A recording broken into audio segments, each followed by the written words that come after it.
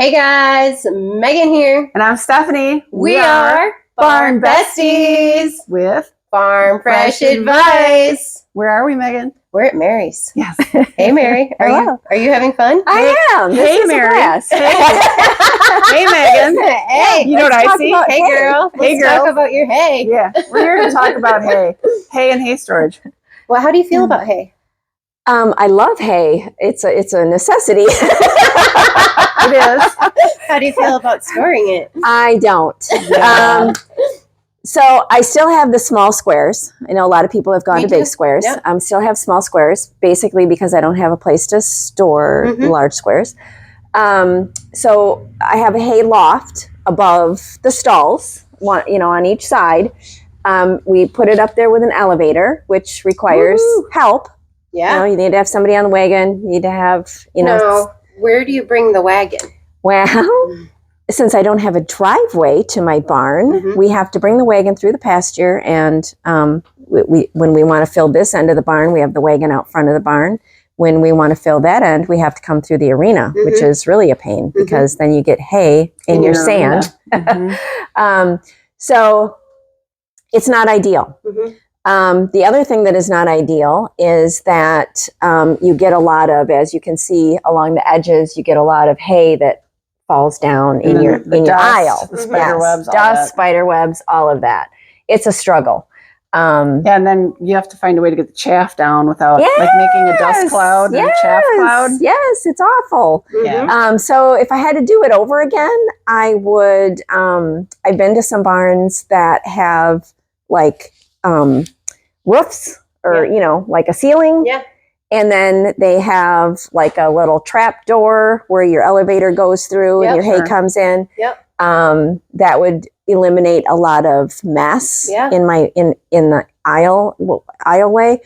And then I was at a barn last week that had a trap door above one of their empty stalls, and they would throw their hay bales down in that stall. Sure. Oh, that's smart. And that contains some of your mess. Yeah, that's like a dairy so yeah, farm. I don't love my hay storage. I don't. But And so it is what it is. You've sacrificed the stall to have some hay down here, ready to go hay, I should say, versus having to throw it down at every feeding, right? Yes. And better to do it that way, or did better to do it that way? You didn't like having to climb up every feeding? we should maybe show them the climb up. That is the climb up. There's the ladder. Climb up. One of those fun That ladders. is not fun. Yes. Yeah, those are a little scary sometimes. And so my cats climb up there to get to the and we had one cat before Homer that would jump down from there. No. And he was a big cat. He was like a 20-pound cat. Oh my. And he got arthritis in his front legs. And I think it was from landing, down. So Greg built little stairs over there. So the cats, those are cat stairs. They don't hold humans, but they hold kitties. That's awesome. I love that. That is so awesome. All for the cats. All for the cats. I love that. That is great. So, is this like a normal stall? Did you put a floor in, or? It's a normal stall. We did not put a floor in, but we have the hay on pallets to get them up off the dirt. Yeah. Yes. Kind of keeps a little airflow, prevents some mold. Right. And do you have a local farmer that you work I have a with? couple local farmers. Why a couple? To get different variety of hay. Yeah. We have my neighbor down the road has great alfalfa, kind of some clover, but he doesn't have a whole lot of grass. So I have a farmer over here that has more grass. So I get some from each farmer. Sure. And then, nobody wants first crop hay. Yeah. Somebody's got to buy first crop hay. Right. So you buy it. So I buy a little bit, for me, make them happy. Yeah. Make them happy. You got to make and usually you come out of winter and you're like, Megan and I had this conversation on the way over. Ooh, last year's hay is running out. It's time to, hopefully they're cutting first crop right now and get in a little bit to get us through into because I don't want last year's. It was hard to dry. Yeah. For everyone. Yes. Yes. But my problem is I don't mind buying first crop, and the reason why is I've lived through a couple of droughts. Yes. That I will You can't buy, get hay after first crop. and I have too many horses. Right. Yeah. And to just say, oh, I only get second crop is asinine for me. Right. Not for you, because I have such volume. They have to eat.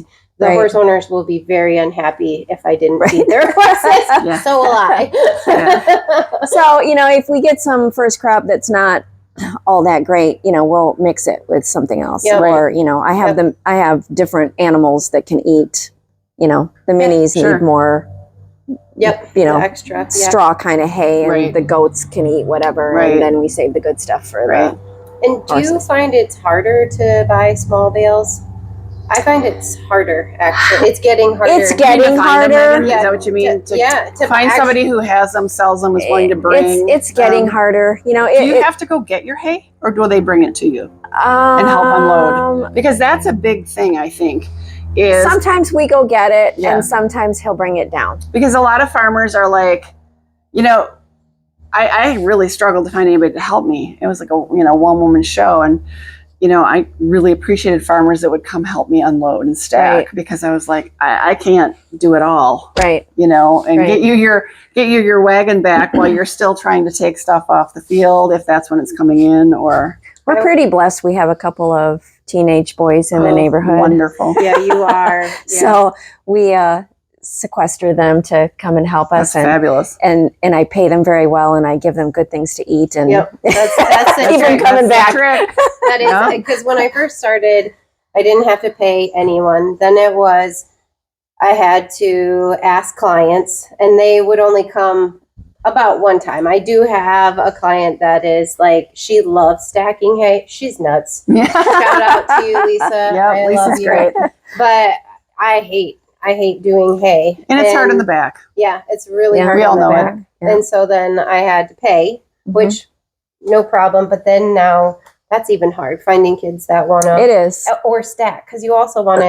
It's one thing to find a body, but actually. Teach them how to. I used to have a loft just like this, and we would tack up the horses right out here. Well, I can't have hay falling on my clients. That is bad business.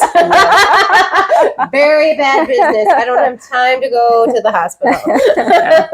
So, I just kind of wanted to stress on that. And then what is your volume, just out of curiosity? Do you have an idea on how many bales of hay you're buying?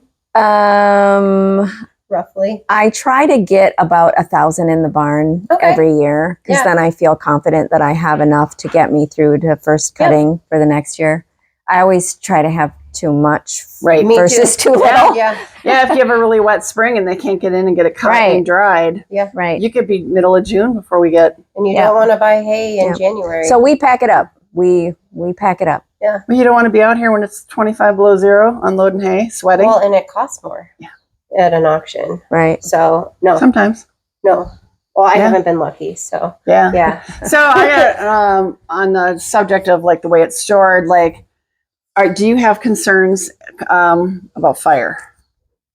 Because it's one of the things have concerns about fire. But your hay is in your barn above your stalls. It's not in a shed that's separate in a way. And Right. No. I don't keep my horses in stalls. So, I worry about the cats. No. Understand. Oh my God, that's why they're the door number one, right? Easy to get in and out, right? My stalls I use very minimally. I have a couple horses on supplements that come in and eat, and then they go back out. Yep. If anybody is injured and they need a stall, I'm happy that I have a stall.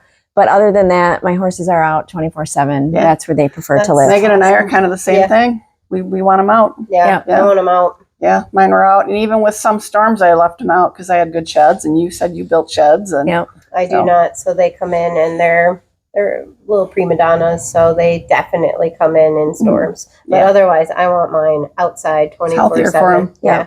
Definitely healthier for them. Movement. I also had the same setup, and I found with the hay above the stalls, like I would put plastic, and it would prevent the shaft from falling down, because started to have horses with COPD. Sure. And Yeah. so I was like, wait a minute. So then that's also why I really wanted them outside as well, because then we didn't have that problem. Right. Yep. Yeah. Well, hay produces a lot of dust. Lots. It does. All that good chaff. And actually, there's a really good, if we can look at that, that's your chaff. That's what I clean up off Look the at floor. maybe Megan, show them a little bit of the fines and what we're talking about. This is chaff. Look how fine that is. You can see the dust. Yep. And they love that. That's sugar. Yeah, that's a good. That's straight sugar. They love eating that, but that's hard on the lungs. Yeah, that's cotton candy for horses. Right there. Went to the fair today. That's their fair food. Yeah, so The goats get that bucket. that's the great thing. You've got goats that can eat stuff like that. I mean, that's kind of a nice thing to bring up, is having more than just horses. Sometimes having that kind of cross in the breeding. I mean, you're not wasting anything. Right. And goats eat the weeds in your pastures, I'm guessing, and all that. Yeah. Love Goats are a good cleanup crew. Yeah. All right. It's pretty good. This is perfect. Learning all the Thank things you. about the hay start. Oh, I see a kitty. That's No. Squeaky. Oh, cute. Am I blind as a bat? Yeah. Oh, it was Squiggy. hiding behind Mr. Cameraman. Yeah. All right. On Thanks, that note, everybody. Bye, guys. Yeah. Make sure you hit the subscribe. We're going to see you on the next video. Bye, everybody.